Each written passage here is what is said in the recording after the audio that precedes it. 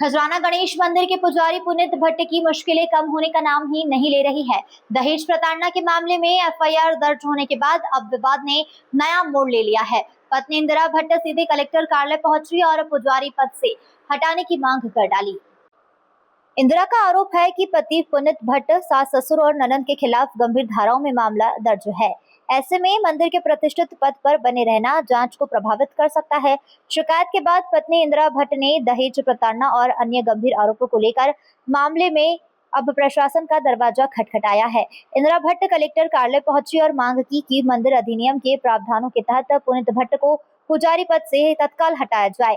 उनका कहना है कि जब पति और परिवार के अन्य सदस्यों के खिलाफ गंभीर धाराओं में प्रकरण दर्ज है, तब पद पर बने रहना निष्पक्ष जांच पर असर डाल सकता है। इंदिरा ने आरोप लगाया है कि पुजारी पद की सामाजिक और धार्मिक हैसियत का इस्तेमाल विवेचना को प्रभावित करने के लिए किया जा सकता है। उन्होंने प्रशासन से पूरे मामले में सख्त कार्रवाई की मांग भी की है। इधर शिकायत मिलने के बाद जिला प्रशासन ने मामले की जांच के आदेश दे दिए हैं। अब सभी की नजर इस बात पर टिकी है कि जांच रिपोर्ट में क्या सामने आता है और क्या खजराना मंदिर से जुड़े इस हाई प्रोफाइल विवाद में कोई बड़ा प्रशासनिक फैसला लिया जाता है। मेरा नाम डॉक्टर इंदिरा भट्ट है और श्री पुनीत भट्ट जी जो खजराना गणेश मंदिर के मुख्य पुजारी हैं, उनकी धर्मपत्नी हूँ मैं। पिछले 9 महीनों से बहुत परेशान हूँ और 2 महीने पहले मैंने जन सुनवाई कमिश्नर साहब के पास जाके एक आवेदन दिया था। उस आवेदन के बाद मेरे पति जो कि मुझे 6 महीने से घर से निकाल के षड्यंत्र रच के घर से बाहर निकाल दिए थे, उनकी शिकायत मैंने की और ये सब चीज़ पुलिस ने सही पाया और उसके बाद उन्होंने उन पर एक एफआईआर दर्ज की है जो कि 498 की एफआईआर है। उसके अलावा डोमेस्टिक वायलेंस का केस उन पर पेंडिंग है। इन सभी के बावजूद जो कि 2 महीने हो चुके हैं, अप्रैल में उन पर एफआईआर हुई है। उनके परिवार में जो मेरे देवर है सुमित भैया, विनीत भैया और मेरे बेटे उदित पर भी ये एफआईआर दर्ज हो चुकी है। उसके बावजूद भी अभी तक वो मंदिर में जाकर वहाँ पर पूजा अर्चना कर रहे हैं और इसके अलावा वहाँ जितने भी गवर्नमेंट ऑफिसर्स आते हैं, जितने भी पॉलिटिशियंस आते हैं, सभी से इस केस को इन्फ्लुएंस करा रहे हैं। मेरे पास कॉल्स आते हैं कि तुम म्यूचुअल में डिवोर्स ले लो और अगर नहीं लोगे तो तुम्हें और तुम्हारे पूरे परिवार को हम बर्बाद कर देंगे। मैं अगर गाड़ी चलाकर जाती हूँ तो मेरी गाड़ी ट्रक से या बस से पीछे से डैश करवाते हैं कि मैं घबरा जाऊँ। कुछ ग्रुप में लोगों को खड़ा करते हैं और मुझे डराने की कोशिश करते हैं। ये तरह तरह की चीज़ें चलती चली जा रही हैं और वो बहुत अच्छे पुजारी की तरह अपने आप को एक आवरण लेके प्रेजेंट कर रहे हैं खजराना गणेश मंदिर में। तो मुझे समझ आया कि श्री खजराना गणेश मंदिर जो अधिनियम है उसके चेयरमैन कलेक्टर साहब हैं, इसलिए उनसे आज मैं ये रिक्वेस्ट करने आई हूँ कि जिनके खिलाफ उस अधिनियम और उस अधिनियम के धारा में ये स्पष्ट रूप से लिखा हुआ है कि जिनके खिलाफ एफआईआर है उन्हें निलंबित किया जाए। और ये तो आप सभी भी बहुत अच्छे से जानते हैं कि अगर एक प्यून भी है और अगर उसके खिलाफ कोई क्रिमिनल एफआईआर हो रखी है या कोई इस तरह की चीज़ पेंडिंग है तो उसे सस्पेंड किया जाता है, उसे निलंबित किया जाता है। तो मेरा सिर्फ कलेक्टर साहब से ये अनुरोध था कि इस एफआईआर के चलते उन्हें सस्पेंड किया जाए। हालांकि चीज़ें और भी बहुत कुछ है जो मैंने अंदर साहब को बताया है। इनका किस तरह से पैसों में, दान के पैसों में हेरा फेरी होती है, ये मुझसे अच्छे से आप लोग वाकिफ़ हैं। कितना चढ़ावा आता है, कितना दान पात्र में जाता है, कितना दान पेटी में जाता है और कितना पुजारियों के जेब में जाता है, ये मुझसे अच्छे से आप अच्छी तरह से वाकिफ़ हैं।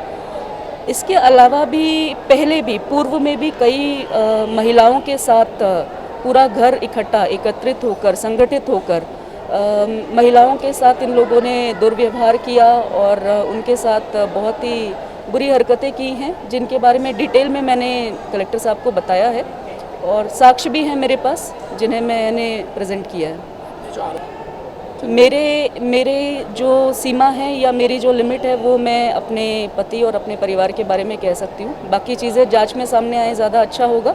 लेकिन मैं क्योंकि उसी घर में रहती थी, 24 घंटे मैंने उनको देखा है। वो मंदिर जाते थे और लाखों रुपए लेकर आते थे, मैंने अपने आंखों से देखा है।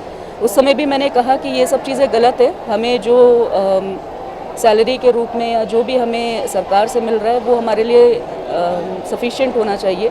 लेकिन उस समय मुझे बताया गया कि हमारे बहुत सारे लोगों से अच्छे टर्म्स हैं, सारे सीनियर ऑफिसर्स हमारी पहचान के हैं और हमारा कोई कुछ बिगाड़ नहीं सकता है, इन सब से कोई फ़र्क नहीं पड़ता है वगैरह वगैरह कह के मुझे चुप कराया। और उससे भी ज़्यादा आप बहुत अच्छी तरह जानते हैं कि अगर शादी को बचाना है तो महिला को चुप रहना ही बस एक मात्र ज़रिया है, और अगर कुछ भी बोला तो वो गलत है, वो बेकार है। और अभी आप उनके साथ में रह रहे हो क्या लग रहा है? मैं पिछले 9 महीनों से उनके साथ नहीं हूँ, क्योंकि मुझे एक षड्यंत्र करके घर से निकाल दिया गया, ताला लगा दिया गया और घर में आने के लिए परमिशन नहीं देते हैं, और गाली बोलना, घर से बाहर निकाल देना, धक्का मारना, ये सब करते हैं। बच्चे वगैरह आपके? नहीं, मेरे बच्चे फ़िलहाल तो नहीं है, बच्चा एक ही है जो उदित हमारा दत्तक पुत्र है, फ़िलहाल वही है। वो भी किनके पास है? वो पुनीत जी के पास ही है, और वो बड़ा है, उनकी शादी हो चुकी है और उसके एक बच्चा हुआ है। नहीं, उन्होंने तो मेरे खिलाफ़ केस लगाया है, उन्होंने एक झूठी FIR फाइल की है मेरे खिलाफ़ कि मैंने उनकी पत्नी को, जब वो गर्भवती थी, उनकी पत्नी के पेट में मैंने लात मारी, तो ऐसा एक झूठा FIR मेरे खिलाफ़ कराया गया है। आप दूसरी पत्नी है? जी हाँ, लेकिन मेरे पुनीत जी की पहली पत्नी के पुत्र नहीं हैं उदित, वो उनके दत्तक पुत्र है। पुनीत जी के बड़े पिताजी के बेटे हैं जिन्हें उन्होंने गोद लिया है। आपको क्या आश्वासन दिया अधिकारियों ने आज? उनका कहना है कि ये बहुत अच्छा किया आपने जो हमारे संज्ञान में ये बात लाई है, किसी वजह से हमारे संज्ञान में ये बात नहीं आई थी, तो हम इस पे ज़रूर कोई ना कोई कार्रवाई करेंगे। देखिए, इस तरह का एक आवेदन हमारे जो डिप्टी कलेक्टर हैं उनको प्राप्त हुआ है। इस आवेदन में क्या तथ्य हैं उनको जांच के बाद ही हम बता पाएंगे, और उसका जो भी तथ्य सामने आएंगे उसके नियम अनुसार कार्रवाई की जाएगी। इंदौर से नेशन टाइम की रिपोर्ट।